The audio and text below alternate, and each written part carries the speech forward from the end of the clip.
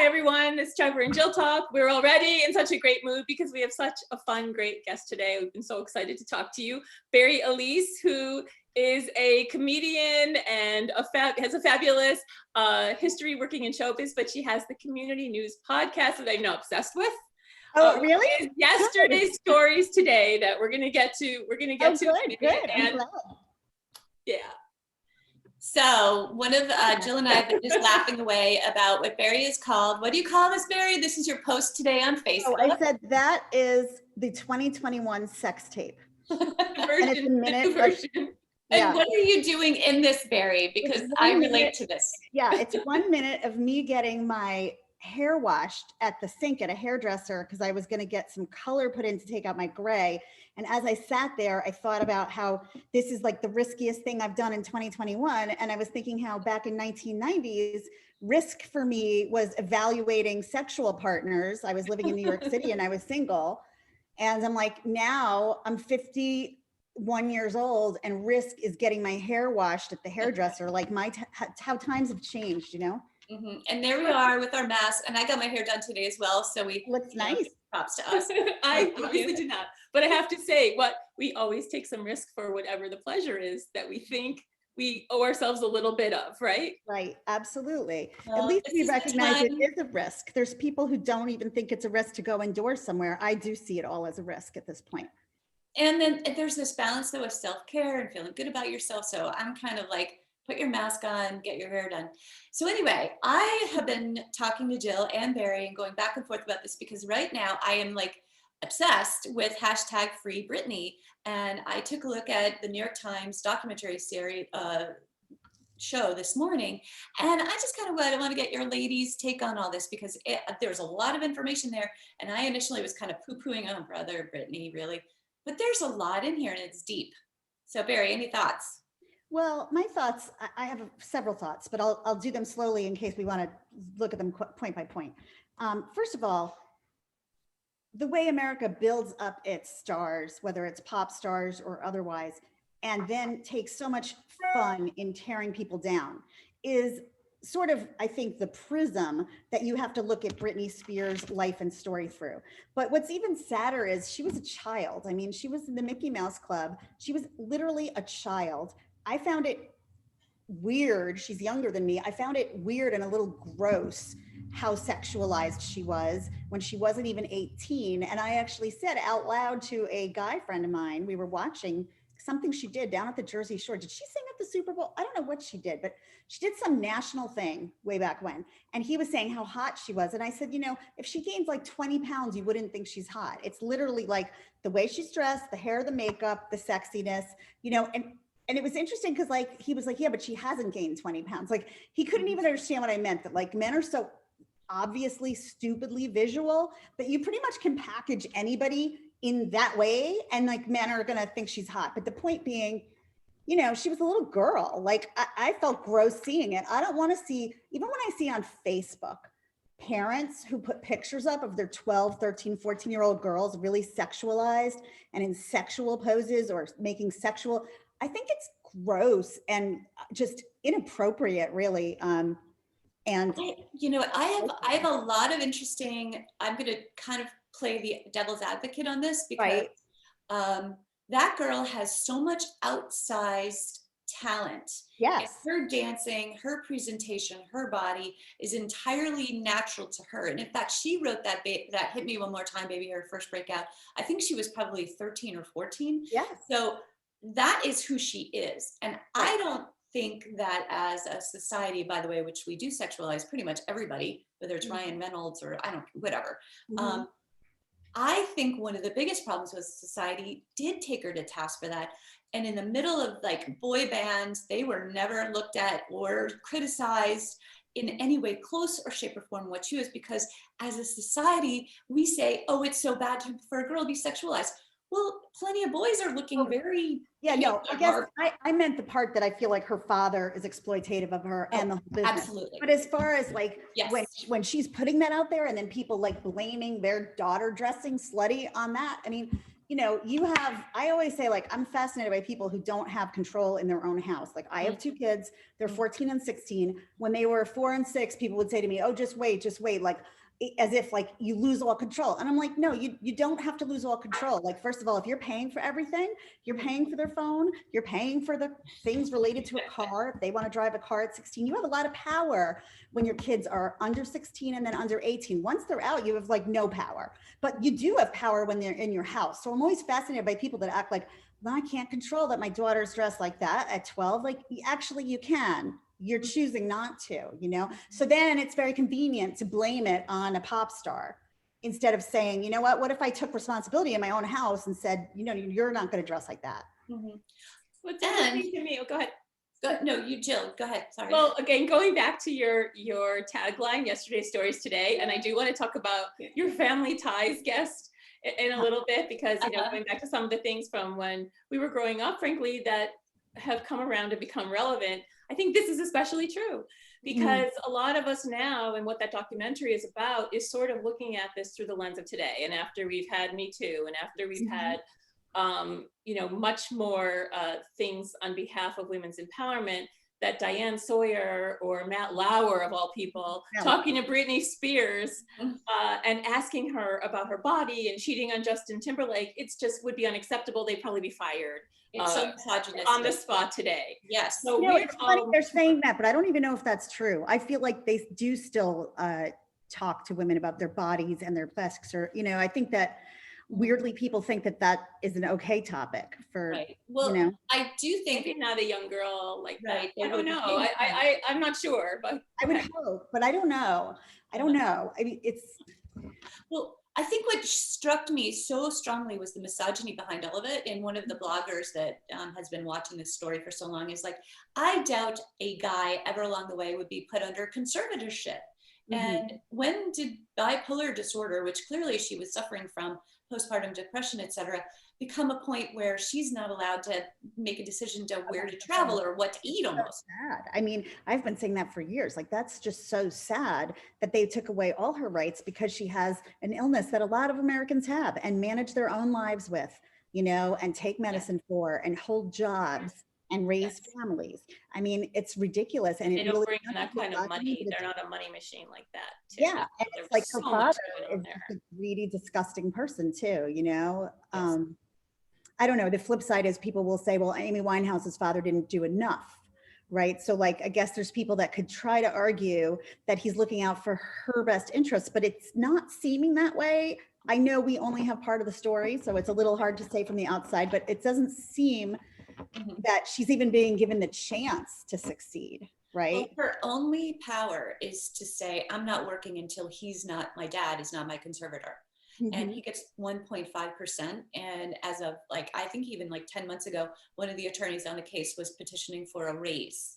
So there's like Britney Inc., but on the outside, the conservator and all the lawyers, everybody, it's what's in her actual best interest. Is it to maintain the conservatorship so everybody gets paid out there? And by the way, she's making about $1 million a month in Las Vegas. Yeah, she's a very high functioning bipolar person. A very popular show in Vegas. And, you know, like you said, I think she's a very talented person. I follow her on Instagram and she does these like workouts or dances in her house. And she has, first of all, an amazing figure that I'm fascinated by because I have 2 kids too. And, you know, I didn't have them as young as her. Maybe that's part of it. Obviously she eats really clean because I mean, her body looks like she's in her 20s, you know, and she can dance and she can move. And, you know, she definitely is a talent. So it's disturbing. I think, you know, when you look at Taylor Swift, she probably was the next young pop star that came along with the kind of hugeness that Britney had.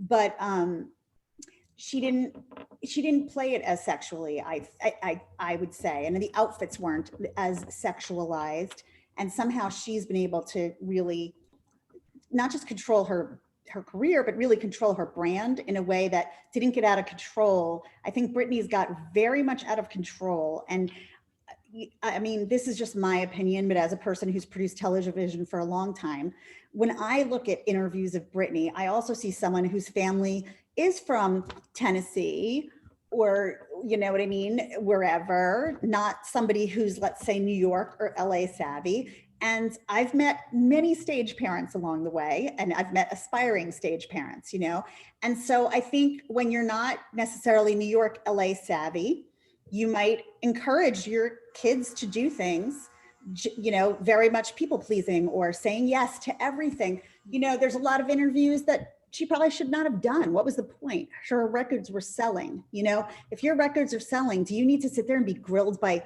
rapey Matt Lauer about your sex life? Like, I don't understand. Like, you're already selling records. Like, why would you even agree? And why would you even agree to that kind of interview? Like, people don't realize the powers they have. But recently, a couple of years ago, I was producing something as a freelancer up in Connecticut it's a long story short that I won't go into, but it was like a tag story of a part of a bigger story about Tiger Woods cheating.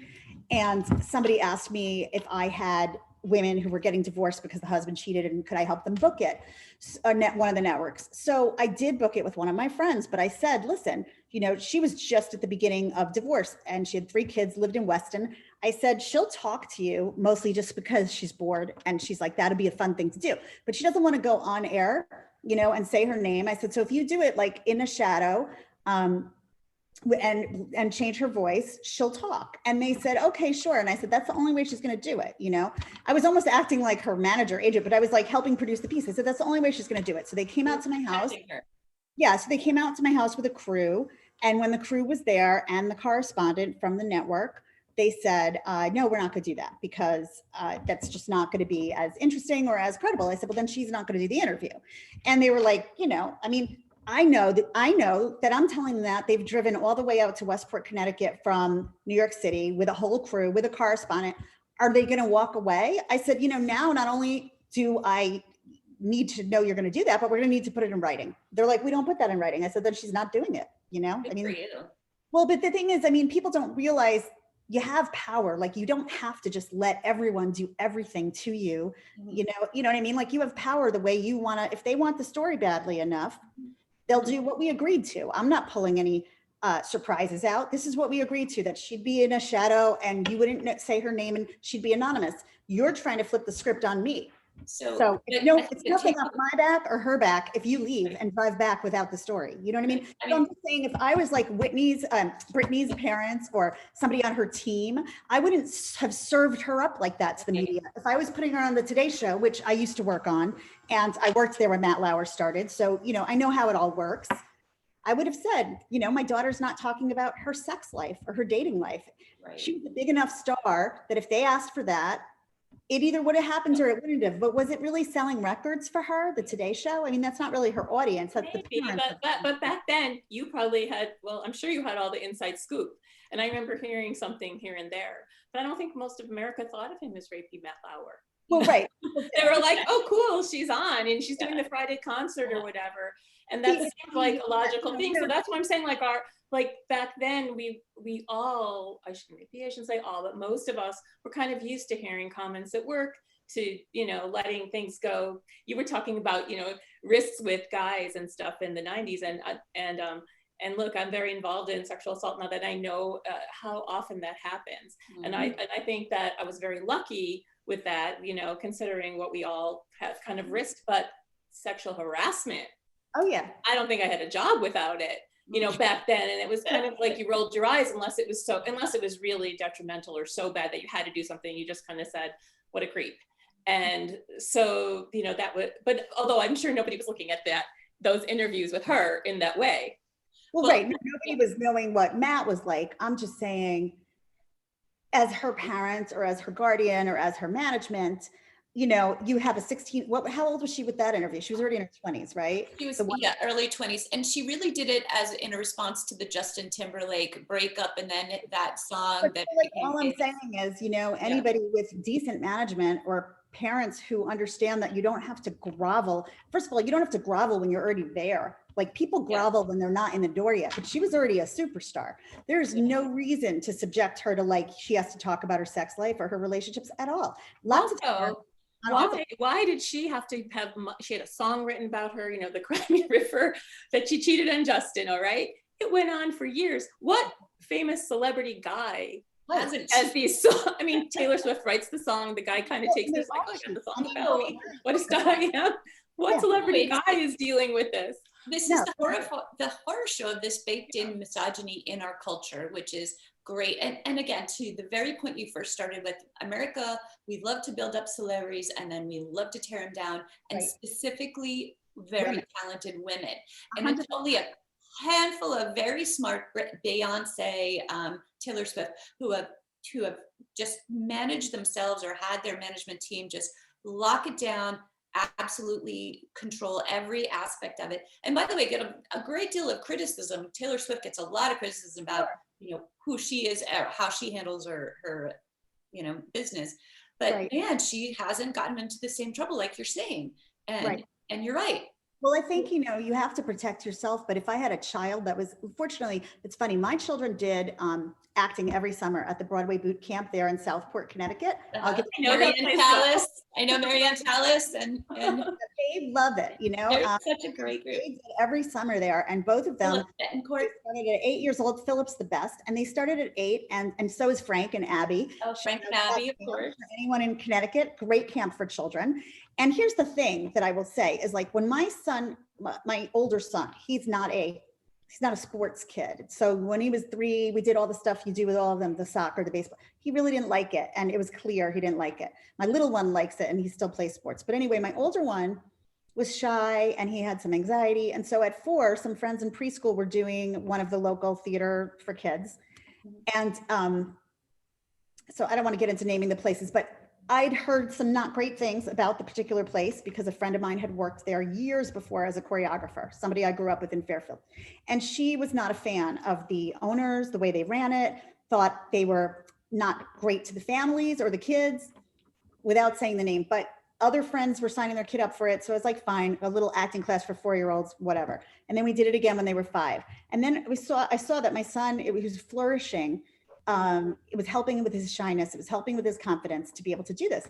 He also actually has talent as an actor, performer, whatever. And so then we went to another local place and he started doing the plays there. And that particular owner, I said right up front, listen, I'm not looking to turn my kid into a mortgage payment. I'm not looking to turn my kid into a child star. I'm not like one of these local Yenta moms that like are coming to you because you knew somebody who has a cousin whose uncle once went to a Broadway show and thinks you have a contact to make their kid a star. I'm like, quite frankly, one of my best friends is the president of ABC Kids Family Entertainment in LA. Another one's the head of casting for Disney Kids. So if I was trying to do that with my child, I have the real people to do it with at the level of television. I said, my kid just wants to like have fun and whatever. So I was like, do not direct that weird energy at me. Like there's all these other moms that are your target audience here. Cause there's plenty of stage moms that are, that's what they want. So that being said, eventually, because he is talented, the person was sort of pushing that he should do more and he should go to the city and he should get an agent and he should do the agent showcase that the school was running in coordination. And I said, no, he doesn't want to do that. And then the director cornered my child without me there and was saying how he really needed to do it. And he was crying. He didn't want to do it. Then pulls me into the conversation. This is out in Connecticut, and says, your 7-year-old is so talented. It's almost like abuse not to put him in this. And I'm looking at goodness.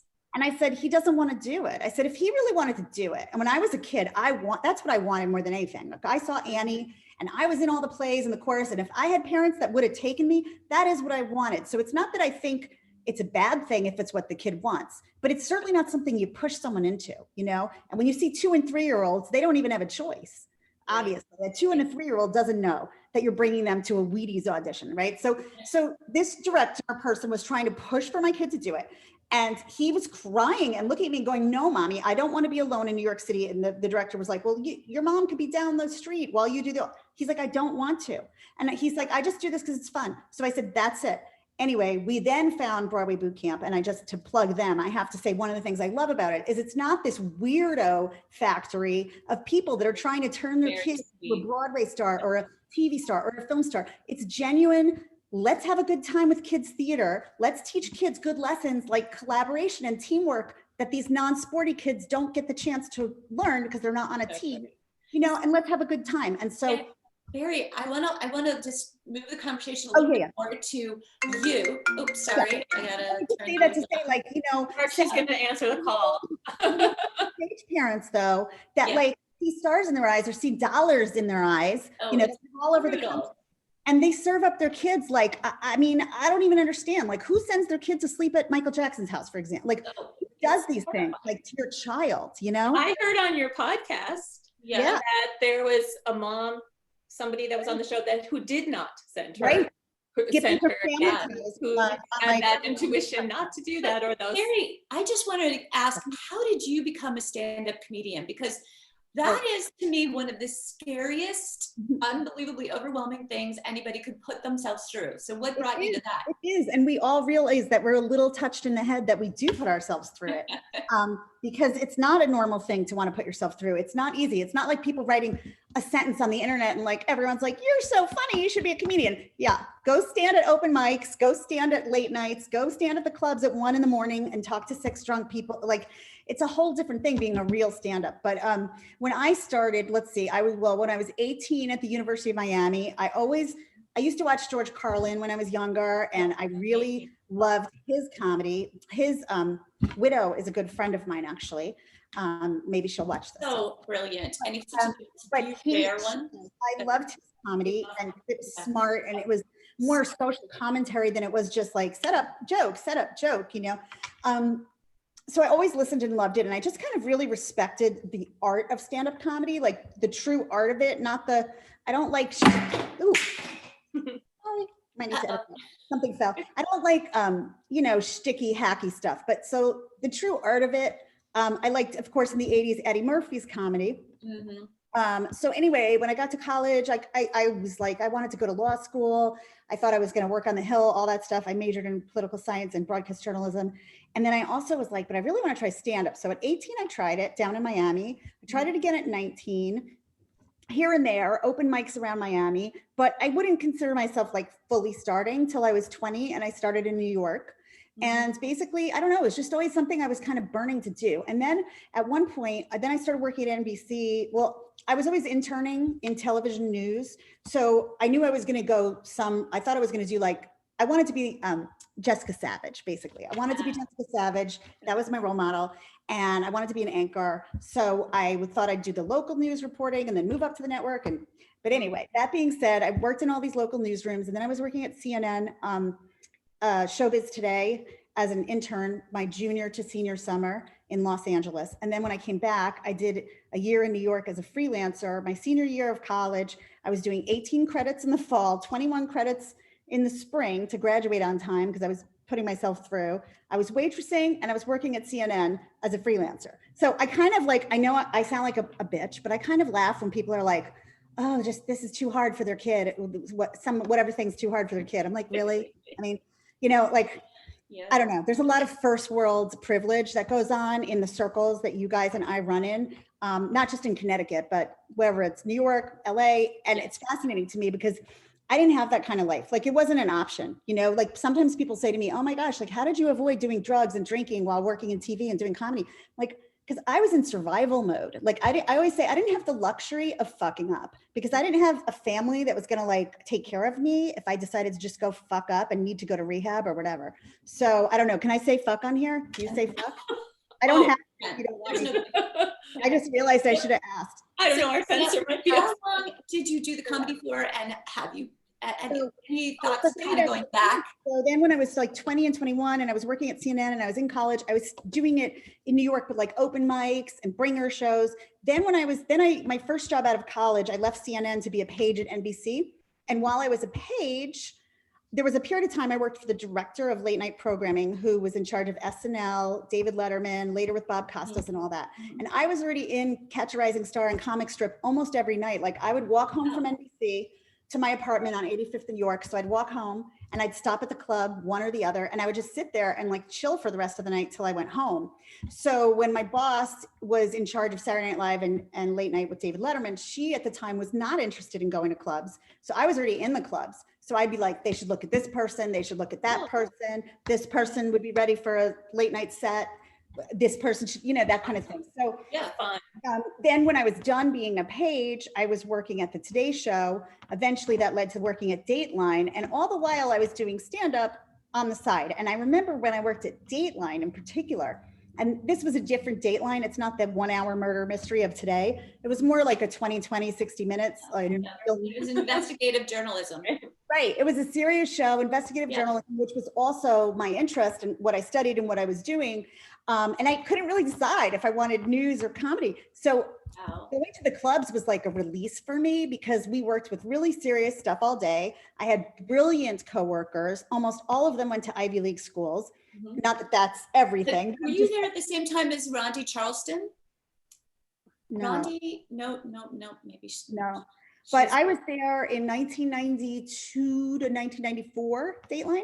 So then I remember specifically being like, oh God, I need to be at the club because I need to like burn off the steam of the hardcore stories that I'm working on by day, you know?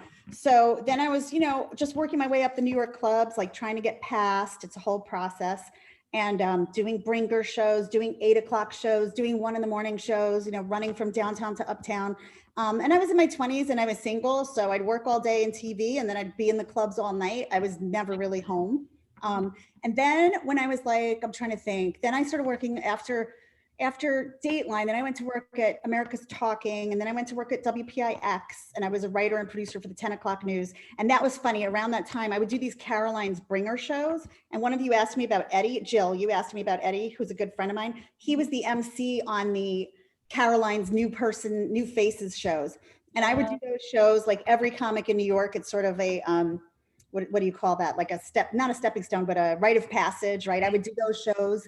And one time I was working at WPIX and the whole newsroom was like, we'll come. You know, one time at Dateline, a bunch of John Scott was one of the people I worked for as a correspondent, and he's now at Fox News forever. So one night John came and a bunch of Dateline people came. So then I'm working at WPIX, you know, and they think it's fun that somebody in the newsroom does stand up. So one night, everybody came down from WPIX. So I had in the audience Kaidi Tong and Mr. G. And he does this great, he did this funny bit that he used to do about being the weatherman out there. And then like, there's Mr. G in the audience, you know, and he was able to sort of like call in Mr. G to the bit. And that was really funny. But anyway, so then I was just doing all the shows that you do. And then I worked on daytime talk. So I produced Montel Williams' show. The Carney Wilson Show. And actually the Carney Wilson Show for Warner Brothers is where I met my podcast partner for community news. We shared an office together at that show. And that's like 26 years ago. We shared an office together in New York. And it's so funny because from there, he and I both went and produced a lot of different television. We never worked together again, but like we worked at the same shows at different times. So when I was moving to LA, the Keenan Ivory Wayans show offered me a job as a comedy producer when I was, I think, 27, 28. I loved that show. That's so great. My friend was You were so great. Really crazy behind the You scenes. probably made us laugh a million times that we didn't know about.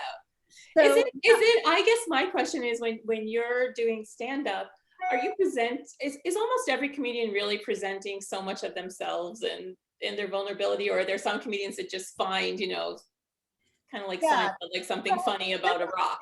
There's definitely different camps. Like most comedians that I know do bring a lot of themselves to the stage. But I know several that I would say are in the camp of really observational comics that keep the focus out there and almost don't even want to let you into what's going on in their life. I know a few who you would never know, like they don't let on anything that's happening in their life. It's all out there. You know, in the 80s, observational comedy was the thing, like Seinfeld and Paul Reiser, but then all these other guys that I'm friends with that you wouldn't know their names, but they're hilarious and they all do that style. So a lot of them still do that style. But what is your style, Bari? Are you observational or personal? Like a little more self-revelatory. I would say like in the early days, I did kind of what a lot of people do, or at least a lot of women, you do a lot of self-deprecating jokes. And it's a lot of, you know, you're in your 20s, it's a lot of your sex life and living in New York City. And it's a lot of like, we all kind of had the same topics, but I think over the years, it's become more, you know, my stories, my observations on things, but I definitely use my life and work my life in, and it's my specific. Are you still doing stand-up? And if so, are you using your family in Florida, Connecticut to West? What's funnier? I'm dying to know what's funnier, Connecticut or Florida, because I know they both have a lot of potential. It's really funny. When I was in Connecticut, I did some stand-up. I did a couple shows at the Fairfield Theater for like course. called the Fairfield University. There was like an Autism Speaks thing where they booked me, and that was I was going to say 10 years ago. That was 13 years ago. My oldest son, my youngest son, who's 14, he was 6 months old, and I had quit stand up in my mind. Like, we moved from LA. I threw away all my tapes, almost all my tapes. Oh And my I was God. like, I'm not going to be doing that again. And I like immersed myself in the world of little kids. So I had a almost 3-year-old and a 6-month-old, and I hadn't done stand up at that point in like 2 years. And then I get this offer to do 45 minutes at Fairfield University, black tie fundraiser, expensive fundraiser for whatever that seats, like 600, 700 people. And they were like, you know, they knew of me a little because I went to high school with the mother of patient 0 for Autism Speaks, right? So Katie Wright was somebody in my school. So Bob Wright and Suzanne Wright knew me really well. And I guess my name got passed along as like, oh, she's a local girl, grew up in Fairfield, went to Ludlow. So she would be a good draw locally, but also as a professional comic. So they asked me to do it, and I didn't want to let them down. But I was like, God, I haven't gotten up in like 3 years at this point. I don't know that I can do 45 minutes, solid, good minutes. A long time. It is. And you work up to that. So, I mean, I used to be able to do the 45 easily, but it had been a while. So I didn't want to let them down, and people were paying a lot of money for the ticket. So what happened was I brought in a comedian friend of mine and said, why don't you do 25 minutes and I'll do 20. And he's someone that had, you know, been doing it all along. So that's what we did. And it was a great show. My part to get to be able to do 20 solid new minutes, because then I had to work out, you know, all my material was from before having kids and before being married. So I was going to New York City and I was doing like open mics and bringers and stuff that you do when you're like just brand new at it all, just to build up that 20 minutes, you know? So then I worked out new material, and you'll laugh because of being in Connecticut. One big chunk that I did at that fundraiser, one thing that I thought was funny was the people who had me sign the contract, it said, please don't do any jokes about autism or like mental, you know, disabilities. And I'm like, I would never do that. Like, even if it wasn't a show for parents of. I'd actually have to like write that down. Like, yeah, I was like thinking like, but there are people who probably would be that dumb. Oh, yeah. But people would, but I'm like, yeah, what am I, you know? And at the time, my husband was like doing a Seinfeld thing, going like, what's the deal with autism? He's like, what is that? What they thought you were going to say? Like, what's the deal with autism? So that was our little joke. Anyway, so they told me that. So I was trying to think, well, what would work for this suburban audience? And you might get a kick out of this. We'd only moved back to Connecticut 3 years before, and we were in Fairfield at that point for like 2 years. So around that time, my friends and I at the preschool, we would laugh how we always heard stories about swingers in Weston, Fairfield. Like, everyone would talk about these swinger. We always hear those too. Well, some people really hear I've that. never met one. Because I've never been invited to a swinger party, not that I would be, and none of my friends were. So we're like, how are we always hearing these stories? Like, is it real or is it urban legend? So it became this like almost obsession of us when we had little preschoolers and we were just bored moms at home, where it became this like funny joke. And we would Google and we'd like see that there's like swinger websites in Connecticut. This was like before Ashley Madison, you know? My son's 2006. Yeah. So it was around 2007, 2008. So I did a whole chunk about swingers and swinger parties in Connecticut that I wrote just for that event. And it was funny because I went into New York to try it out at the different comedy clubs, and I expected I might not be able to get the right laughs on this because these are people in their 20s that are single living in New York City, but I still worked through it. And I was really glad I got my pacing and I worked through it, because when I did that material at Fairfield U, it brought down the house, you know? Wow. Can you come on here and do the swinger routine, please? With all these suburban couples, I actually said, you know, you guys think you're here. I said, we always hear these rumors about swingers and all the swinging stories. And I'm like, I've never been invited to a swinger party. Not that I want to be, but it seems weird to me that if there's all this swinging going on, like, who's getting invited? Because no one I know is. And I said, it seems like wherever you go, there was just a swinger party that you heard about, or the week before there was a swinger party, but somehow you're not. So I said, so you guys think you're here for an autism fundraiser tonight, but we tricked you. We're actually here to find out who the real swingers of Fairfield are. And I said, so will all of the swingers please stand up? And it just like floored the place, because everyone was like me and you guys, you hear all of this and it's like, is this real or is this just an urban legend because everybody's bored in the trees in the woods, you know? I don't know about the pandemic, might have put a damper on it, or maybe you get tested and wear a mask. I don't know. Any real But those stories are still around. and are there I real heard it's in Wilton. I heard Reading. but do you actually know any? Like, have you, it's a rumor, it's anywhere. Have you met any? Have you met any who admitted to it? I've met somebody who went on a date with somebody who wanted to bring her with somewhere. Okay. But she was like, no, that's not my scene. I'm just saying, the amount of stories, it just seems like one of us, one of my friends, one of your friends, someone should have been asked at least. I have a story from the North Shore of Chicago, which is a similar area. Does that count? Yeah. But Westport, Connecticut has a strong history. In fact, one of our good friends, Deej Webb, who wrote this new book about, F. Scott Fitzgerald and Zelda, and she was told they lived in Westport for a while. Yeah. Were they swingers? Well, first of all, Westport had a bunch, at the time that they lived there, Westport, there were articles in the paper of people being in orgies on the beaches. Wow. Yeah. So, and in the 50s and 60s, apparently, because it was much more of an artistic community, Right. did not have the same kind of bourgeois materialistic stuff going on. Right. From clients, I'm a therapist, clients, he would talk, or I should say, they would talk about their parents and their activities. So no one ever told you. I've only heard it secondhand. That movie, The Ice Storm in New Canaan. Yes. And they had the Keegan bat, whether that was ever based on reality or they just wanted to fuel your comedy routine. They did. Based on reality, because I know some people that know the writer's family, and it was supposedly based on reality. I actually watched that over Christmas break. I showed that movie to my kids because I said, oh, you're gonna get a picture of this. It's like based in New Canaan and Connecticut, where we used to live.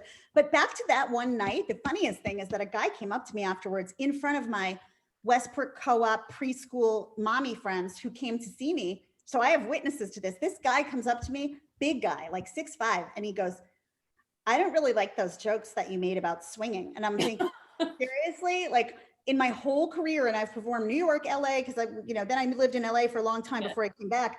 Like I've never had someone like getting so upset, and he's getting upset about swinging material, like really. So I go, why would that upset you? And he's like, obviously you've never done it, because the things you were saying, if you'd done it, you would. I said, I never said I did it. That's the whole point. And I was like, what? Yes, he was upset about authenticity. Yeah. That's right. Get it right. I'm so proud of it. Why didn't you say? And so then he said to me in front of my friends from the nursery school, he said, when you walk across the street, when you walk down a sidewalk, if you see a crack, do you step on it or do you step over it? And I was like, is this swinging code? Like, I guess, I don't know. I don't really pay attention. I'm not looking at my feet. I'm looking straight ahead. So he's like, exactly. Walks off all pissed off. My friends and I were like, I think we just met our first Fairfield County swinger. I love it. Although my response to that would have been, you'll break your mother's back. Remember when you're a little kid? And we were like, you have no sense of fear about it. Like, imagine getting triggered and upset. That wasn't even a word then, but like, imagine getting like bent out of shape because someone's goofing on swinging. Like, sorry, we don't all think that your lifestyle is completely normal, But anyways. That is so awesome. And okay. Now, I have witnesses too. But so after that, then I did start going back. Doing that fundraiser brought me back into doing stand-up. So I was doing it in the city. I did a little in Connecticut. But since I've been a mom, like my focus really is my kids. So unless there's like a really good gig or it's with people I want to work with. A couple of years ago, I was producing John Fugelsang in a show called Comedy Nation, which was a live comedy show in New York at Stand Up New York. So I was brought on to be one of the producers of that. So I would, every other show, I would perform in it as well. And I was booking, comedians for that show. So I'll do shows like if it's people I really like that I want to work with. We had a bunch of shows in New York for a long time that two friends of mine produced called Broadly Funny. And it was just female comics. That was a great time because we all knew each other from the 90s. When we first lived in New York, some of us knew each other in LA, and then we were back. So I do those shows and it was like fun because I'm getting to see my girlfriends and all that. But to just like go, I'm not going to go to a club and just hang around, for whatever. So anyway, then we moved down here and then, we've been shut down for like a year. So I haven't done any clubs here. Luckily I have my podcast. You've done community news, and we want to make sure everyone knows about that because it's a really fun. That's the number one place to find me is Community News with Paul and Sasha. which is our podcast. A little bit over so people can. Oh yeah, you can see there's the logo. It's very cool. It is solid, Sasha. And so Paul is my friend that I said I worked with at Warner Brothers producing Carney. And after that, he produced the Donnie and Marie show and the Penn and Teller show and the Maureen O'Boyle show. And I produced Keenan Ivory Wayans and John Sally and a whole bunch of other people. And we both produced Richard Bay, but at different times. And Richard came on our show as a guest a couple times. We love Richard. He's a friend of the show now. So anyway, then he asked me about 5 years ago. He said, we should do a podcast together. And I was like, we really should. I can't figure out the tech. People have been telling me to do it for years, but I can't figure it out. He's like, it can't be that hard. So he figured it out. And we thought we didn't want to do just a regular interview show because a lot of producers and comedians we know do that. So we actually created it like its own little sitcom. So we play two characters on there. He plays Paul, I play Sasha, and we're basically two local community news hosts of a podcast in a fictional town called Townport, next to a fictional town called Townfield. And it's very loosely based, but also very much semi-autobiographically based on life in Westport and Fairfield. And I will dare say it's pretty funny. And people tell us it's funny. Like we have listeners in Iceland, we have listeners in China that get it behind the paywall. And your voice on there is so cute. Oh, that's nice of you to say. Oh no, you're just so adorable. I mean, you're very Sasha. But I love because she had a Skippy on from Family Ties. I love him. He was so and you know what all I kept thinking was I loved Family Ties, and that was when like the whole Michael J. Fox being the Republican son in this family of like kind of hippie liberal types.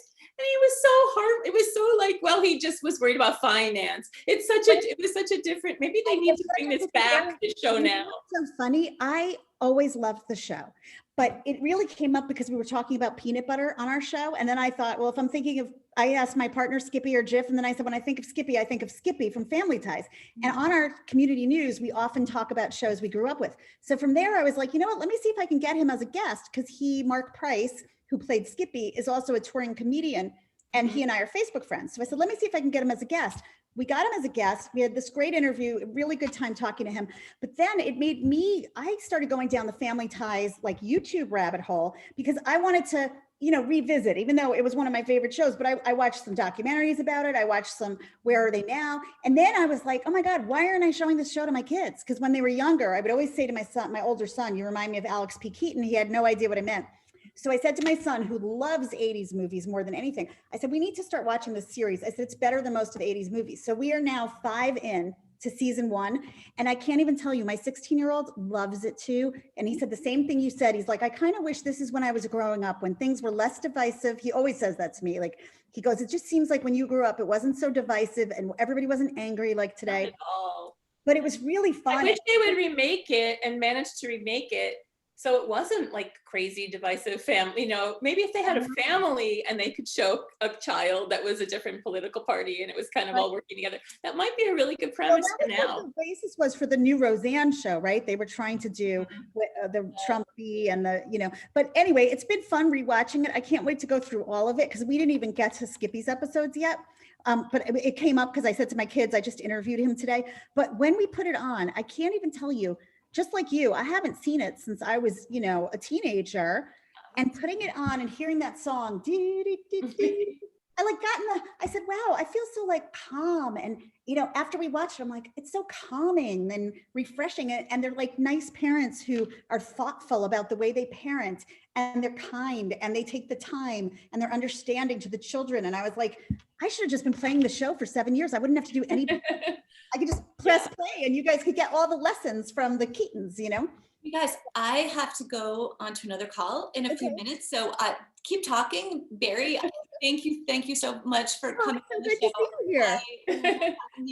And I want to see your next stand-up, or Jill and we're actually trying to figure out a way to create a comedy show with women, or even just a conversation. So I think there's more to talk about. And that would be great. We could talk about that off camera too. We need the updated swinging routine for sure.